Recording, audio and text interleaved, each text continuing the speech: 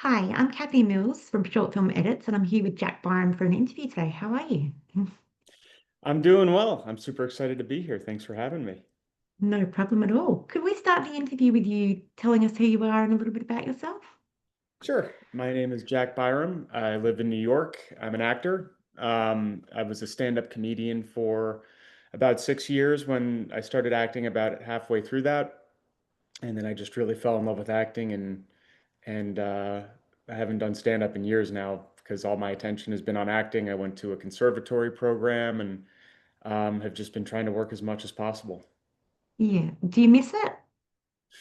Um, no, I don't. I always say that if I want to, I'll go back to it. But I miss my friends that I made through it. It was a lot of fun hanging out at comedy clubs every night and stuff. But it just stopped being fun for me when I was on stage, and I thought, well, this is supposed to be really fun. If it's not fun Yeah. anymore, why would I keep doing it, you know? Yeah, that makes sense. You Mhm. lost the passion a little bit. A little bit, but I think it less that I lost it, more that I just kind of realized it led me to acting. So I'm very grateful for that. Yeah, well, that's good then. Mhm. Okay. So what sparked your interest in acting? So initially, I just wanted to be a comedian, and then a friend of mine, she was a casting director, and she said, you know, if someone's at a comedy show and they see you and they like you and they want you to come in and audition for something, you kind of want to know what you're doing. So you should take an Mm, acting class. And I thought that's a good idea. And so I did, and I really liked it. I liked it a lot more than I expected to like it. mm, And then a friend of mine, his mother was an actress, and he said my mother teaches out of her apartment still. His mother won an Academy Award. Her name was Olympia Dukakis. She won an award for Moonstruck. She won an Oscar, and so I was like, yeah, I'd love to meet her. And so I went and I started working with her, and she started teaching me. And through getting to know her, I fell in love even more. Like mm. just seeing how passionate she was about acting, and it kind of transferred over to me. So I that was all in 2018 or 2019, and I've been acting ever since then. Okay. Have you experienced something on set that something in acting class wouldn't have taught you? Mm, yeah, that's a good question. I don't know that. I think that it's such a unique experience being on set compared to act, because acting class is like you know exactly what you're getting, Yeah. and you have to do your scene, and you have to go in that next day and do it or whatever. But it's such a different thing to be on set because you're shooting out of order, and sometimes you're starting with like the last scene in the movie, or you're starting halfway through. And so I think that was a little bit of a learning curve the first couple times I had to do that. Was I'm used to Mm, just learning things linearly and doing them. mm. Um, and of course, it is always, in an acting class, you are performing for your class, whereas it's a totally different thing when you got like it's hard to stay focused sometimes when you can see the guy with the boom behind you, the boom mic, and the Yeah. camera's so close to you. But that's all stuff that just gets easier with more and more experience, you know? Yeah, yeah. The more you're in that environment, you get used to it. Yeah, exactly. I mean, it is always funny. Like there's other things too where it's like you're supposed to be pretending it's springtime, but you're shooting and it's the middle of winter in New York. So it's like a lot of, trying to pretend that the environment is different than it is. But there's always stuff like that. But I actually think that's part of the fun, is Yeah. like, I mean, hey, we got into this because we like pretending, so let's pretend, you know? Yeah, yeah. Well, that actually brings me to my next question. Do you prefer characters who are similar to you or completely different from who you are? Mm, that is a good question. I don't know. I like both. I think it's fun. I think it's fun to do someone close to you because you still learn a little bit about yourself, and there's definitely a confidence that comes to it when the character's not too far from you and things sort of feel like they're easy to make decisions on a script. But playing someone far away from you is kind of, I think, why most people get into acting. They want to, like when you're a kid, you want to play like pretend, and you don't want to, pretend that you're the garbage man necessarily. You want to pretend you're the king or whatever, so Yeah. um, not that there's anything wrong with being a garbage man, but I think it's fun to play something that's super different from yourself because it is a chance to stretch and kind of see what you're capable of. And in a weird sort of way, it's also like, I remember learning in acting school, like you think, how do you play like an evil guy? And it's like, well, everybody's just a human. So every human is kind of capable of doing everything. And so finding it can be a little scary, but it's fun to kind of go to these other places and just realize like, if I'm just trying to play another human being, like this is not, it's not going to be completely foreign to me. Even though that can be kind of an intimidating and kind of scary thing. So I don't know. I like playing. I like both. I didn't really answer your question. I know that in Verticals, as a villain, they want you to go like over the top as well, like more. How do you Mhm. find being more over the top in scenes? That's a lot of fun, honestly. Like, I remember when I first started doing verticals, I kind of had to get used to that, and then I was like, that's really fun though, because you just get to go, like, we want to play pretend, so why not pretend as much as possible, and why not Yeah, like, and there's something really fun about playing a character who's just bad, like yeah. usually you can kind of find something redeeming in any person, but to play someone who's just so mean. I remember one time I had to do an audition and my brother was helping me, and I couldn't get through the lines without laughing because I was like, who could possibly be this mean Mm, all the time? But I ended yeah. up booking the role, and it was a lot of fun to just kind of do that and suspend reality and just be like, all right, I'm the type of person who's just mean all the time. Yeah.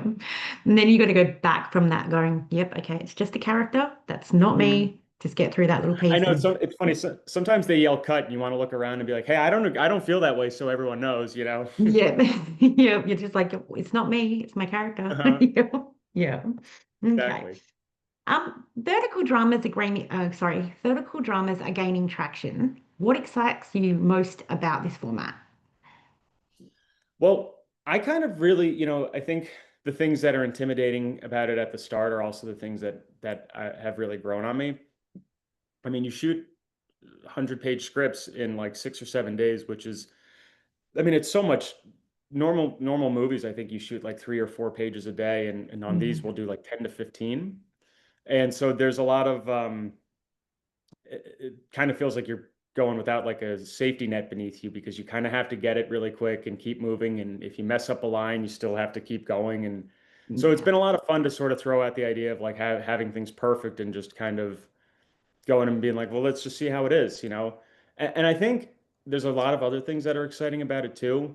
Um, but I feel like sometimes it's closer to like theater than it is to acting in a movie because you only get one take, and if you mess Yeah. up, like, oh well.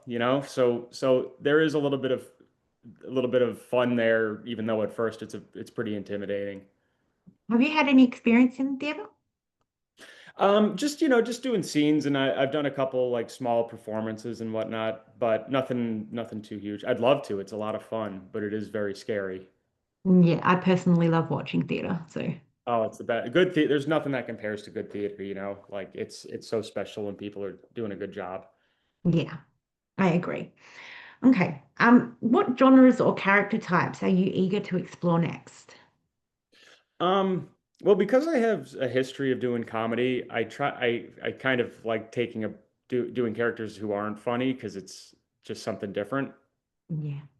I like playing people who are pretty multi-dimensional, who kind of, I'm always interested in people coming from a troubled background because I think um, everyone's childhood obviously informs who they are as an adult. So I Yeah. like playing people who struggle with things like addiction or you know, maybe mental health issues, things that I can relate to. But I think they're kind of important stories to tell and humanize. And so I like whenever I get a chance to do something like that because I feel like the work is kind of never ending on how you can prepare for that if you want to honor things and do it right.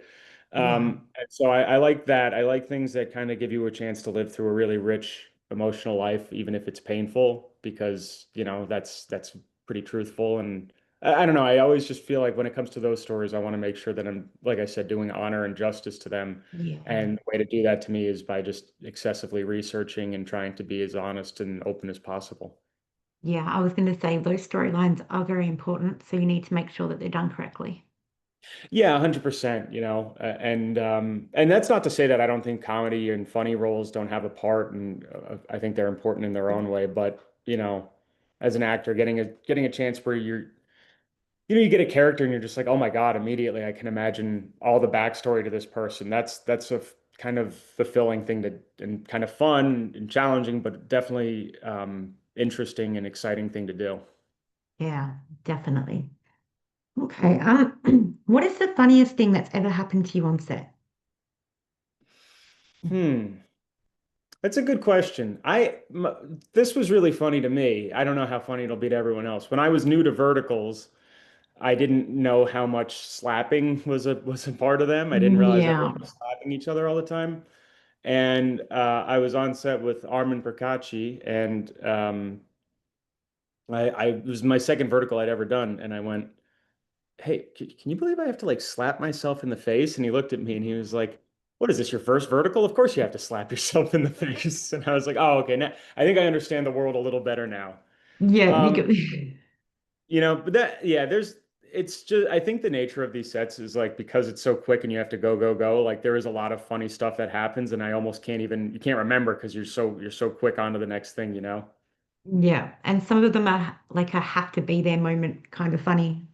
Yeah, exactly. I remember I shot one and there was a gender reveal scene and there were balloons in a box, but we couldn't get the actual when we opened the box, the balloons didn't come out, and it was like a moment on set that was so funny for everyone watching it. And to try and retell it and explain why it's funny is kind of losing its Yeah, meaning.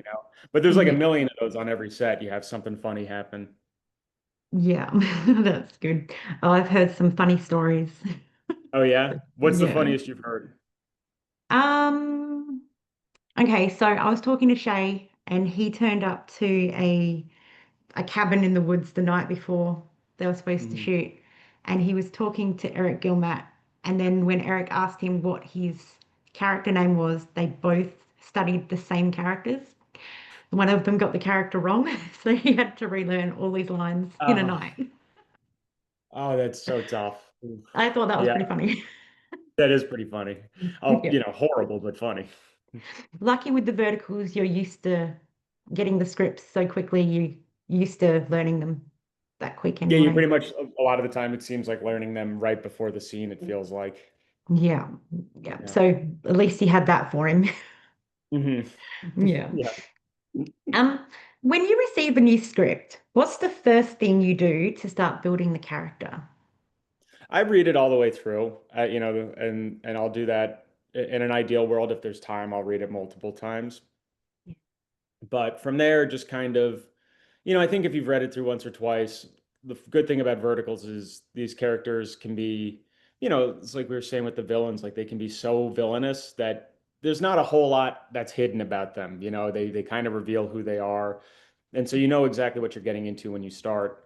Um, you know, and in verticals, people tend to express, they'll say, I'm so and so of the so and so family. So they actually really you kind of given everything you need. But yeah, I'd say reading it once or twice, and then from there, just taking it scene by scene and kind of asking myself certain questions and trying to understand kind of motivations and well, what would this person really wear? What would this person act like? How would they walk? Um, but honestly, yeah, I think reading it just through a couple times is like it's just the more you read it, you pick something up new every single time. So like if I've given the time to do it, then I'll read it as many times as possible. You get to read the script sometimes before you choose to do the character, correct? Sometimes, yeah. I mean, they've done a really good job, I think, a lot of these production companies of including in the information before you agree to sign on. I think that there's been times in the past where people sign on to do something, but they don't know what the full script is, and then they see it and they're like, "Hey, I'm not comfortable with this." So they want to save everyone time and trouble, and they'll include ahead of time, like in the description of the character, you can expect this type of violence, or you can expect this type of action sequence or anything. So if you don't get the script ahead of time, you'll certainly at least be informed and given warning of what to expect in it. Yeah. Oh, that's good then. That's good. Yeah. Um, okay, so what does a good day on set look like for you? Good day on set for me is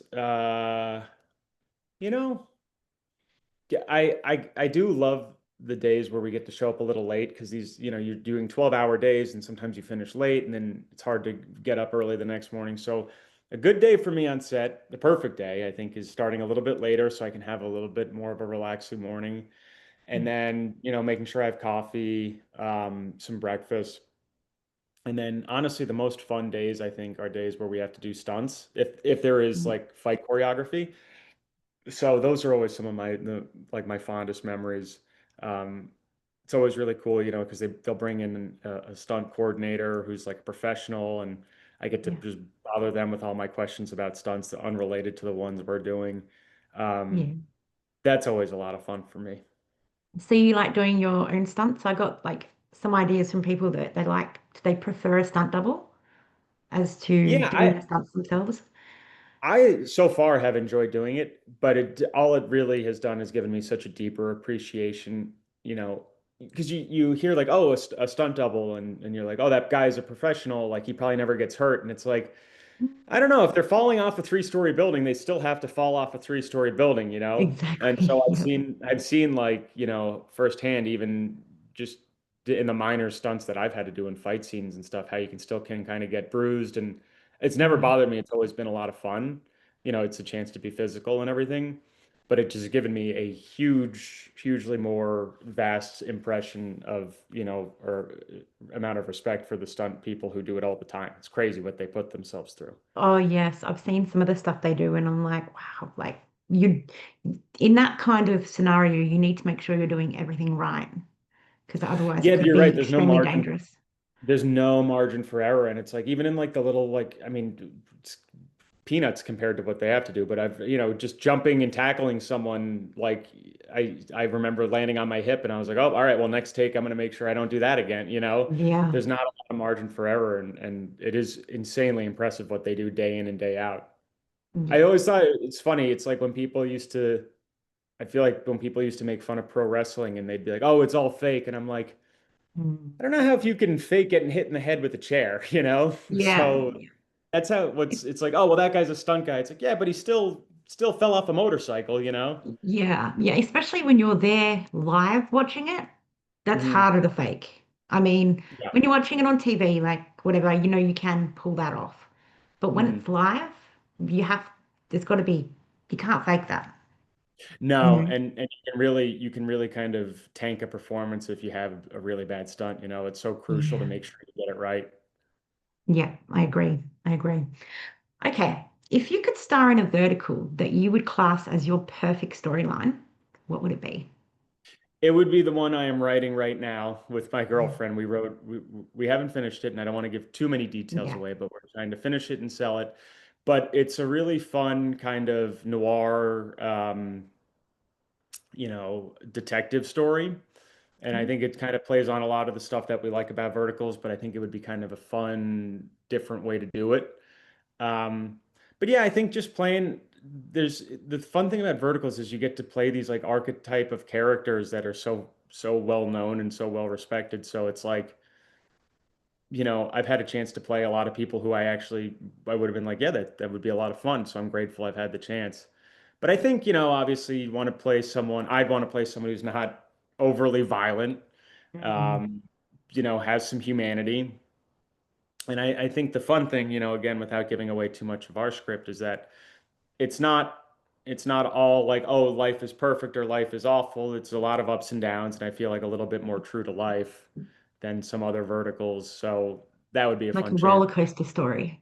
Yeah, exactly. And seeing what happens to someone, being it, we wanted to kind of, instead of, nothing is solved immediately, like some of the things take some time, and so the character, you can really kind of let them expand and grow and experience a lot, and that's a lot of fun. It's good. It's good. Mhm. I do find a lot in these stories, like when it comes to the leads, you know a lot about their like backgrounds and things like that. But the side characters or the villains, you don't get a lot of information as to why they are who they are. Mhm. Um, Yeah, yeah, and then do you notice that when you're looking at a script?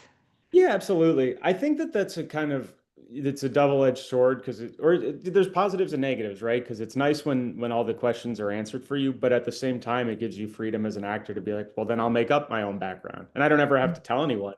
But I could create something for myself to understand why, like what could possibly make someone this evil, and then you get to kind of go create it for yourself. Yeah. So it's not necessarily, excuse me, the most enthralling for the audience to hear that because you don't get a complete insight into it. But I think as an actor, you're kind of liberated both ways. If you're given the info, then great, use it. If not, make your own. Yep. That's fair. That's fair. All right. If you could swap with one of your characters for 24 hours just for fun, who would it be? Hmm. Mm, I would probably do, let's see, that's a good question. I wouldn't want to do any of the villains. Um, I had such a fun time making Unbreakable Guard that Good. I would want to be bodyguard Jax for a little while. Yeah. It'd be kind of fun to be able to go through the world like him, just punching people and never getting in trouble for it. Don't we all wish we had that chance? Right. Just once. There's, Yeah. there's a scene in the beginning where a paparazzi is like really annoying and I punch him in the Yeah. face and there's no repercussions for my Yeah. character at all. And it's I like, yeah, like we've that. all kind of been in traffic before and we'd like to be able to do that to someone. Yeah. Yeah. I mean, I saw that and like, even though I don't like violence in these verticals because it's very over the top, there are certain times where it's like, you really deserve that.